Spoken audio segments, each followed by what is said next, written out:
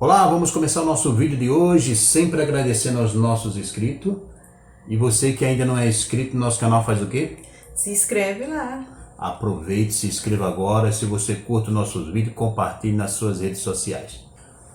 Hoje nós vamos falar de um assunto que nós acabamos tocando um pouco ontem, mas nós não nos aprofundamos porque não deu tempo.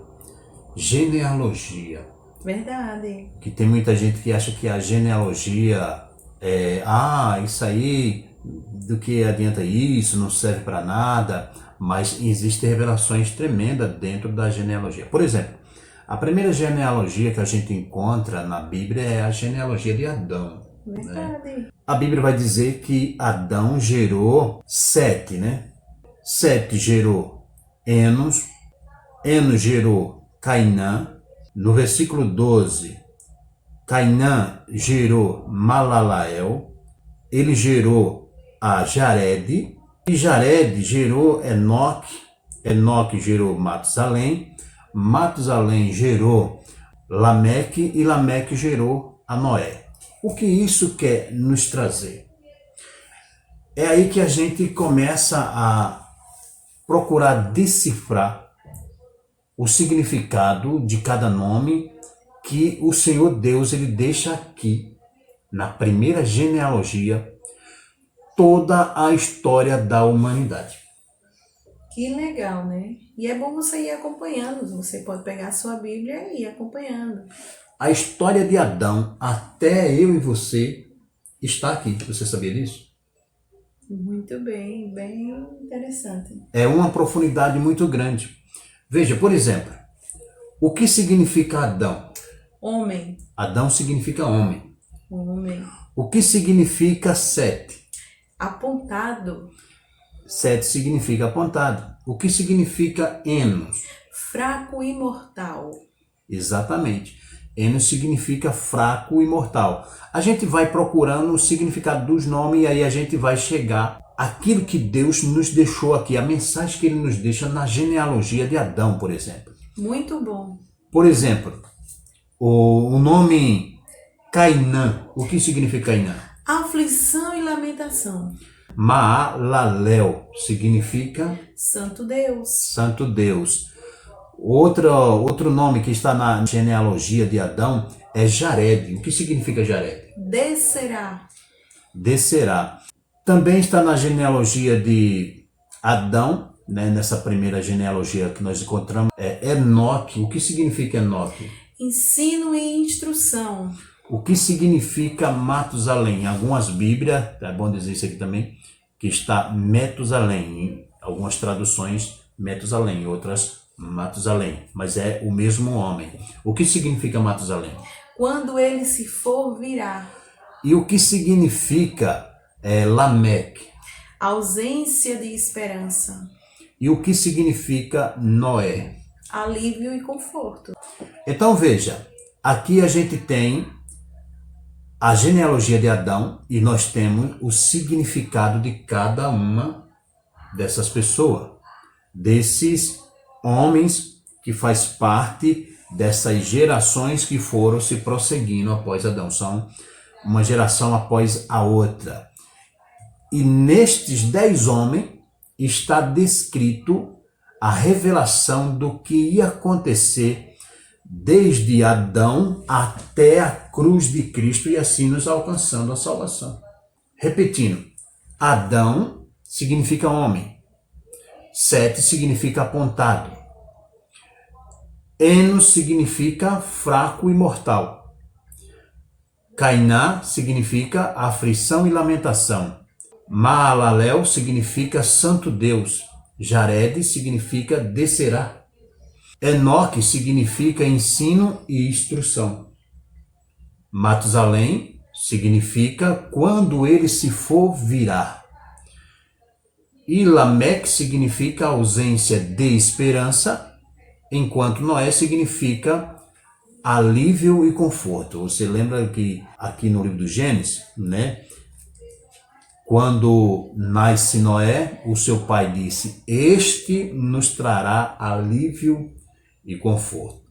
Agora, aonde está aí essa tal revelação, onde está esse mistério de contar a história da humanidade de Adão até nós?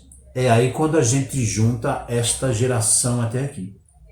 Por exemplo, se você juntar tudo isso, trocar os nomes das pessoas pelo significado, sabe o que nós vamos encontrar aqui?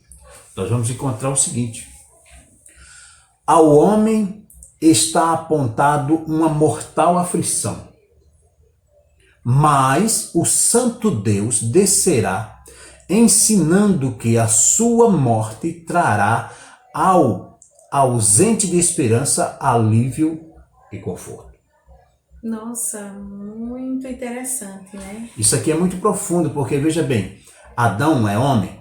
Quando Adão peca, ao homem está apontado, que é 7, uma mortal aflição. A condenação, a morte, entrou através do pecado de Adão e Eva. É Deus falando através dos nomes, dos significados, porque, por exemplo, os judeus, eles sempre se manteram nisso aqui. Os judeus sempre souberam disso aqui. Muitos evangélicos não se importam, não se interessam pela a genealogia e pelo significado dos nomes, que são muito importantes. Para eles tinha muita importância. Muita importância mesmo. E isso traz revelações. Ao homem está apontado uma mortal aflição. Hoje nós podemos dizer, ao homem estava apontado, porque não está mais. Não é está verdade? mais, né? Uma mortal aflição. Mas o santo Deus descerá. Olha aí, a promessa da vinda do Filho do Homem. Jesus, ele é o próprio Deus. Tem alguém por aí que diz que Jesus não é Deus, mas aqui a gente vê que quem desceu para tirar toda essa aflição que estava sobre o homem foi o próprio Deus encarnado em Jesus. Então veja, Deus, né, mas o santo Deus descerá ensinando, Jesus não ensinou?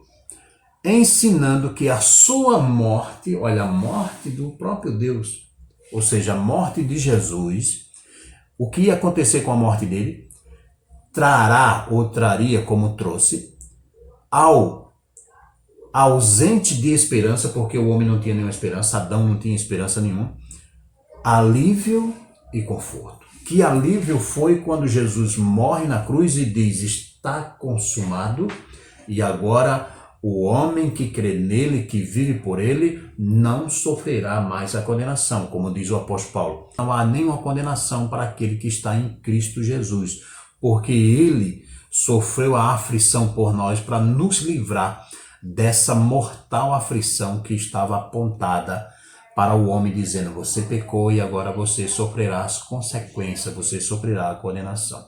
Então, veja como é importante a genealogia e quantas bênçãos as pessoas estão perdendo por não querer ler essa parte tão importante da Bíblia. E olha que a gente só falou de uma genealogia da primeira que tem na Bíblia. Muito bom. Eu recomendo a você a ler as genealogias todas.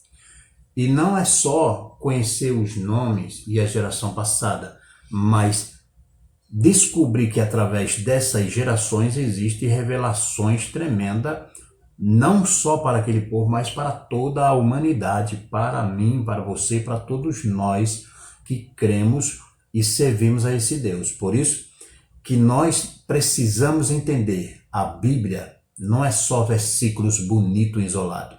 Verdade. E com isso, perde a bênção do conhecimento da palavra de Deus. A Bíblia, já está dizendo, Bíblia é um conjunto de livros. A Bíblia é de Gênesis a Apocalipse. Não existe esse negócio de ver se o Senhor é meu pastor, nada me faltará. Pronto. Tem gente que só vive disso. Outros. Salmo 40. Salmo 40, esperei com paciência no Senhor. 91, Salmo 91. E assim por diante. Ficam só com o versículo isolado dentro da Bíblia e se esquece que muitas vezes algumas daquelas passagens não foi escrita nem para mim nem para você. Foi escrito muitas vezes para uma situação, foi escrito muitas vezes para um rei, para um sacerdote, para um profeta. ou até mesmo para o povo de Israel. Não, a gente não deve se apegar só àqueles versículos isolados. Tentem ler o capítulo todo. Se não entender, voltem mais um pouco, que você vai entender que muitas das vezes o que está escrito ali naquele versículo isolado não é o que muitos pregam aí nos púlpitos. Aí você tem, por isso que é bom, muito importante você estudar a Bíblia em casa, ler, para você tirar as provas dos 9, que nem algumas pessoas falam, né? É verdade. E para você não ser enganado, tente estudar o capítulo todo, não fique se apegando só na igreja, de ouvir a palavra só na igreja, ou só ouvir em algumas pregações. Crente de YouTube. Pronto, isso mesmo. Tente estudar em casa. Comece com um capítulo, depois vá para 2, e assim você vai. Criando um hábito que não quer deixar nunca mais. E sempre que você vem na sua congregação, chega em casa, Vai examinar. vai examinar, vai estudar, vai procurar. Tire um tempo para você se dedicar a isso, que é muito importante para a sua vida no cotidiano e espiritual principalmente. E aqui também, você está ouvindo aqui, vai lá no Google, pesquisa o significado desses nomes, vai ver se a gente está falando alguma bobagem também. Não é Com verdade? certeza. Você tem que ir, não é, eu ouvi, foi o fulano que falou, foi MJ e Rosana que falou, então eu acredito. Não é assim que funciona. Você tem a Bíblia Sagrada em casa, hoje nós temos todos os recursos na mão.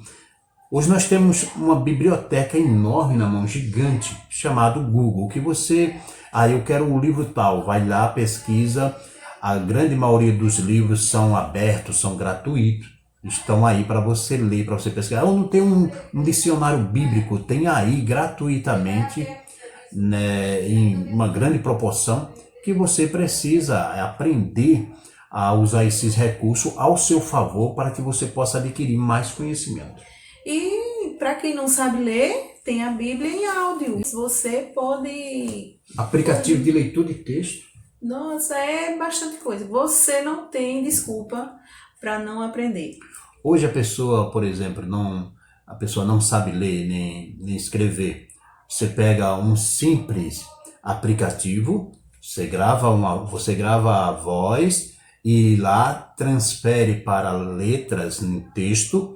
E ele vai mandar, se você não quiser, eu não quero mandar em áudio. Então você quer mandar em texto, mas eu não sei escrever.